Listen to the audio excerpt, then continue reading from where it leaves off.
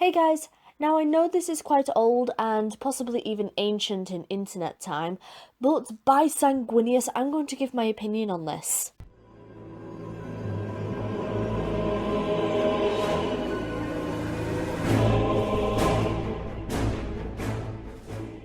A while ago, an article popped up on the internet, and that article was from PETA, the animal rights organisation.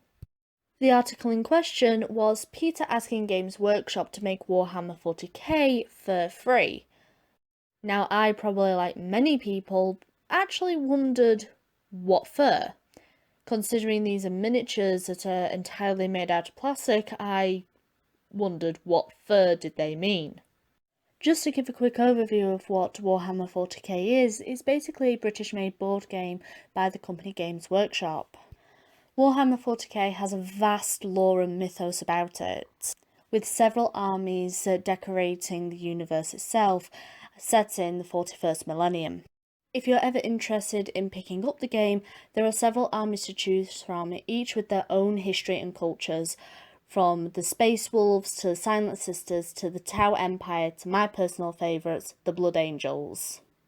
But for this video, we will focus more on the Space Wolves and part of the culture surrounding why they wear fur pelts. Going back to the article for a moment, what PETA actually means is that it wants to stop Warhammer depicting characters wearing fur pelts. And if we look at the Space Wolves, for example, they do indeed wear fur pelts. But what's the reasoning behind this? On the world of Fenris, there are wolves that populate its surface known as Thunderwolves. Now, these aren't your normal, typical wolves. These wolves are 4 meters high and can treat power armor like a chew toy. To kill one of these wolves, you would need a decent set of power armor that wouldn't be treated like a chew toy, and an elephant rifle and a whole lot of luck.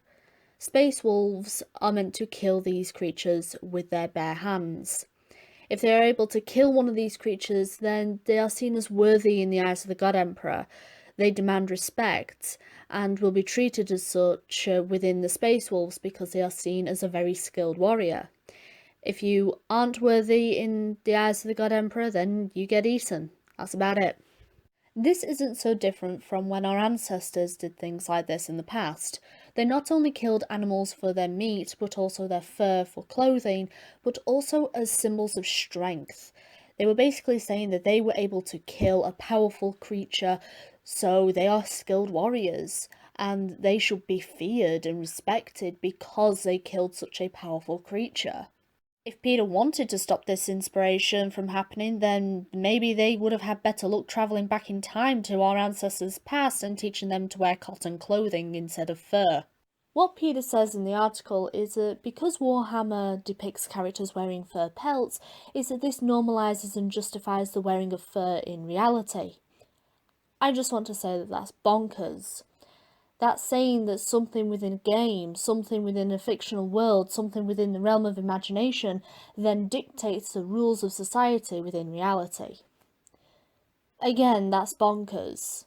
Because if we were to take that same logic and apply it to something else in Warhammer, then that's saying that because the denizens of chaos go around enslaving entire worlds, then that normalises and justifies slavery within the real world.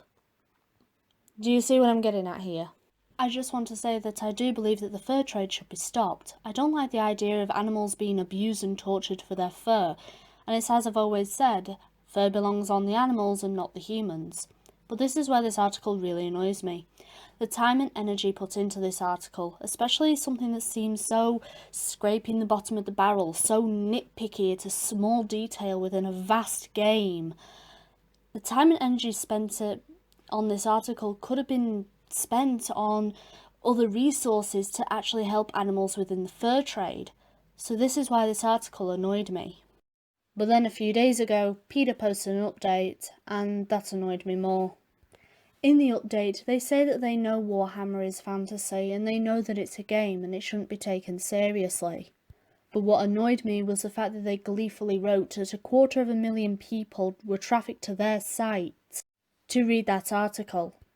They might veil it as saying that, oh, 250,000 people now know the plight of these animals, but to me, this seems like a very underhanded trick and disgustingly petty.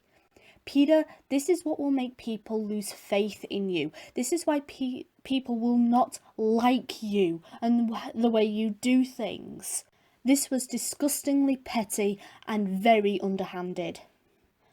And I've got to say that animals deserve better people than you to fight for their rights. And that's the video, guys. Comment your thoughts below. I would love to hear from you.